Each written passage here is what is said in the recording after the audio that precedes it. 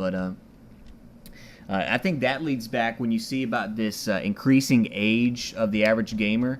That makes me think back to something with Nintendo and their fall from grace. I mean, we talked earlier about the Nintendo 64 and how popular it was, and we just referenced the regular Nintendo, and of course Super Nintendo was huge. I'd say probably that was the video console of our youth. Would you agree? Definitely. Yeah, I mean, Genesis, go ahead. I always preferred it over the Genesis, although there were some classic on it. Right, yeah, I enjoyed the Genesis as well, but it always seems like the Super Nintendo had the better games, and that's always what Nintendo was known for, was gameplay. And it is thundering like a bitch out here. So if the power cuts off, my apologies, but I'm gonna try to plow right through. So anyways, back to my point. You've got Nintendo. It's got a stranglehold on the marketplace. I mean, it defeated Genesis. That was its one main competitor. It killed it off. It really had dominance. And Nintendo 64 came around, and they still pretty much had dominance. Now, Sony PlayStation was charging on fast, and Nintendo could have killed that off pretty easily as well if they didn't make one critical flaw, in my opinion, and that is to alienate their gamer base. Now, Nintendo, I think, quite short-sightedly, considered games to be the tool of children, really. That's what they marketed to. Now, they used the guise of they wanted it to be family-friendly and everything like that, but I really think it's because they really missed the mark in continuing to think that it was only for children. They didn't let themselves think outside of that box and not consider the fact that, yes, when the video game home console craze took off, it was mainly, by and large, children getting pulled in, but those children grew up, and they grew up with a love and appreciation of video games. And as they matured, so did their tastes in video games. And you had Nintendo still marketing, pushing games for younger audiences. Now, with Nintendo 64, I was getting older, but it still was okay. You had, GoldenEye and different things like that, and it was all right. But you had PlayStation really... there you are. First strike. I'm sorry, dude. I didn't mean to kill you.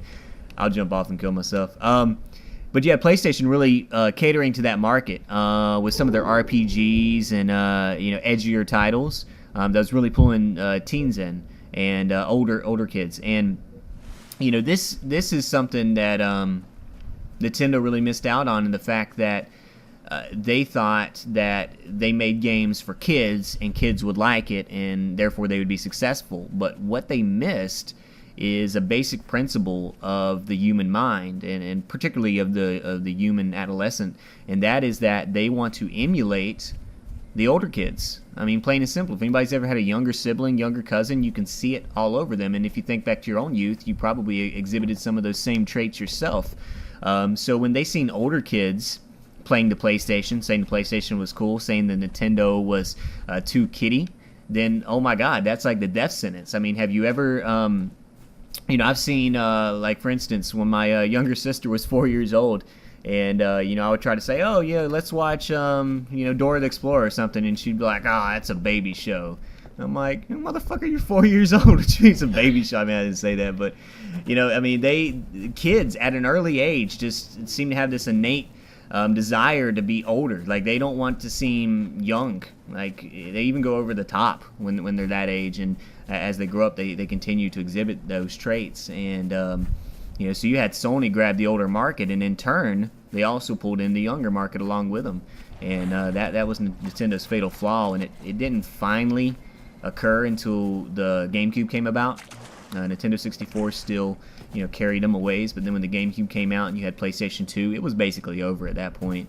And it's quite sad, because I thought Nintendo was one of the great game companies, and they've really let themselves slide.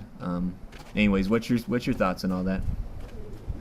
I definitely done a lot with my daughter, just play with games, but a lot of other things, like she'll hang out with the grown-ups and talk as opposed to play with the kids. Which I was the same way. Matter of fact, when I was 16, I couldn't wait to be 18. When I was 18, I couldn't wait to be 20. I kind of kicked myself because of that, and I was wouldn't have thought that much about it, and then enjoyed my youth. Because now, when you're older, you want to go back, you know. So, Yeah, exactly. That's the funny paradox of it all. yeah, I definitely see that with kids. Well, and more specifically, like with Nintendo itself, like I think that I know you had the GameCube and you enjoyed some titles, particularly Resident Evil 4, which is considered, you know, one of the best ones for the GameCube. But I think that is really where Nintendo lost the market, was with the GameCube, because their refusal to adapt to the aging game market and gamer in general.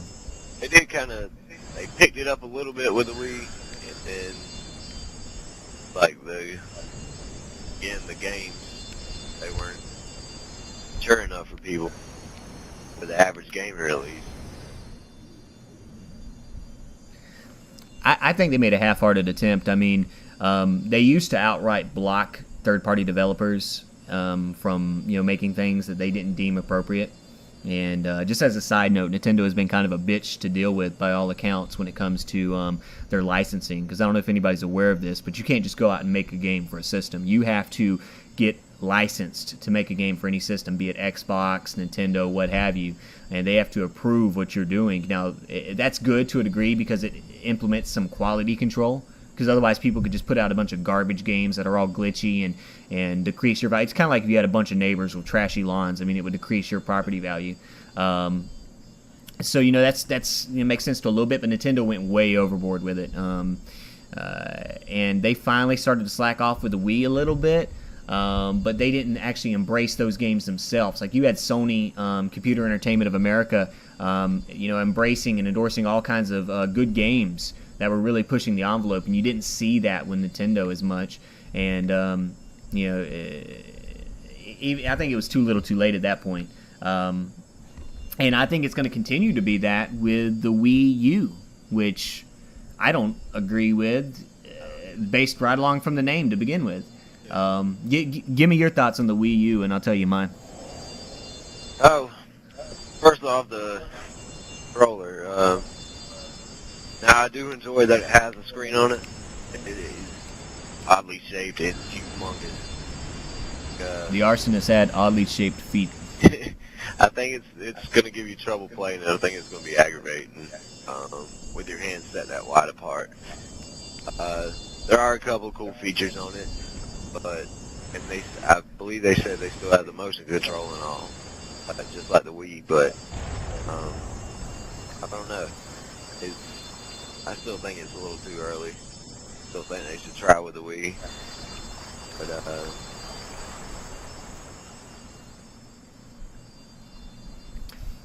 now, for me, they said that the Wii U, I mean, when I was watching E3, as you were, and I'm sure a lot of people was, they tried to say that Nintendo was going back to its gaming roots.